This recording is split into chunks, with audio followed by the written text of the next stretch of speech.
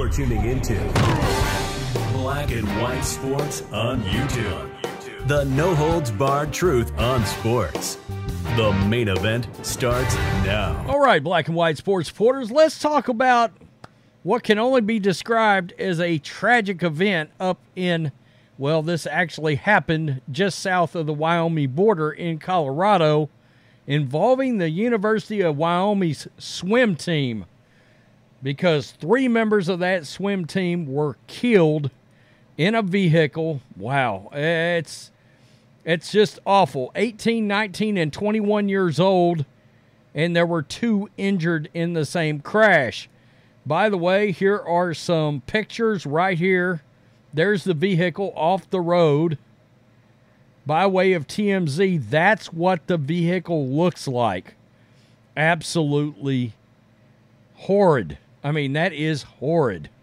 Wow, absolutely insane. 3 members of the University of Wyoming swimming and diving team died in a single vehicle crash on US 287 on Thursday, about 10 miles south of Wyoming, Colorado's border in northern Larimer County.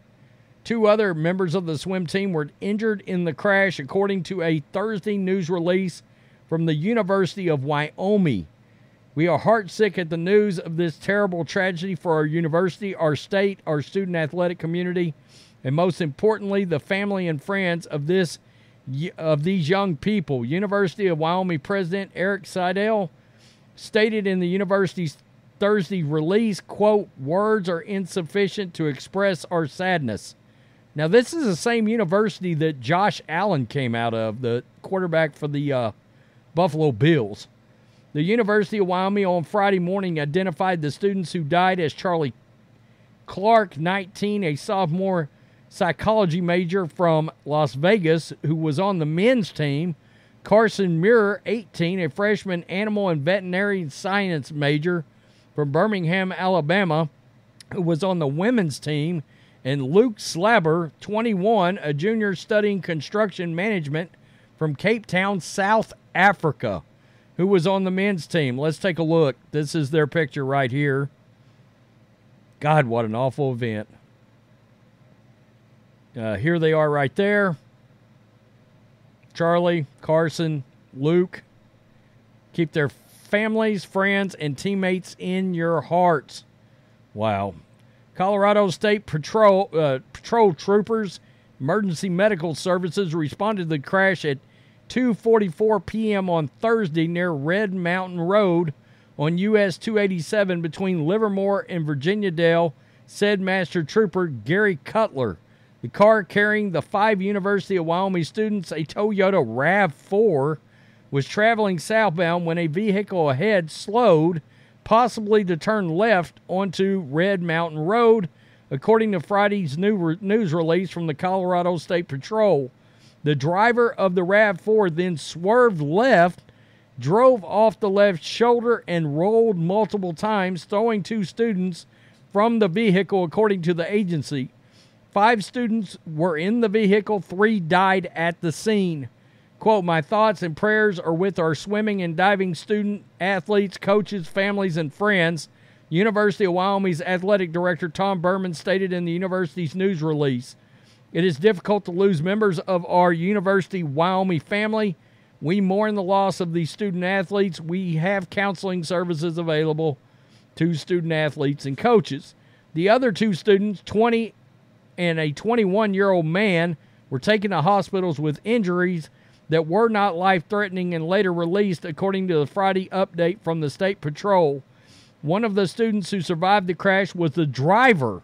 According to the Friday's news release, the surviving students have not been publicly identified. The cause of the crash is unknown, and no factors have been ruled out, including speed, impairment, or other distractions. Now, US 287 was closed at Red Mountain Road for the crash investigation until 6:30 p.m. I do not see where it actually says that it said that this happened around 2:44 p.m., or I guess maybe that's when they were notified of the crash. Man, that's awfully strange. Right in the dead center of the afternoon. In 2001, a head-on crash with a drunken driver on the same highway killed 8 members of the University of Wyoming cross-country team. That is insane. Clint Haskins, also a University of Wyoming student, swerved into a lane in front of a northbound sport utility vehicle. Haskins was the only survivor of that crash 15 miles south of Laramie.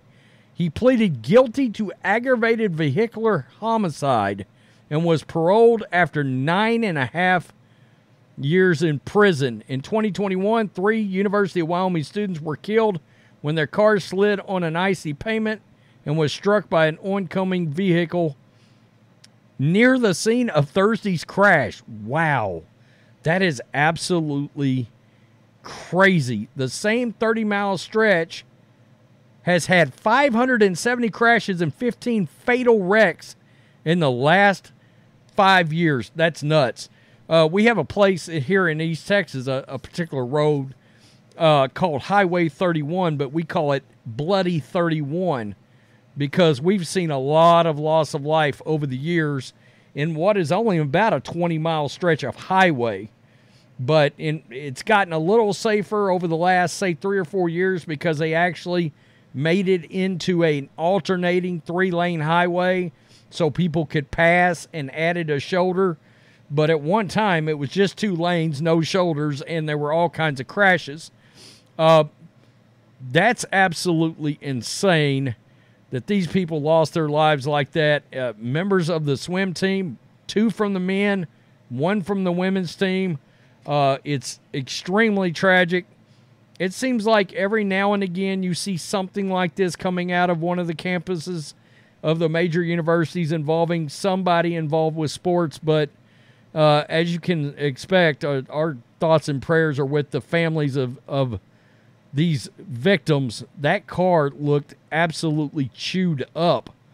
And I don't understand exactly what would have happened if they were driving down the road and there was one other vehicle. I don't know how busy this highway actually is, but they swerved. I don't know if maybe they swerved to miss a vehicle, miss an animal, whatever happened here, but I would suspect the fact that this vehicle rolled down a hill might explain why there's been so many fatalities over the years in this particular area. If there is some kind of a drop-off or a steep incline or something like that for vehicles to roll down, those don't often turn out well. You know, they don't have much of a happy ending when that happens. Tell me what you think, black and white sports supporters. Peace them out. Till next time. Thanks for watching the show. Be sure to like, comment, and subscribe. Be sure to tune in next time on Black and White Sports.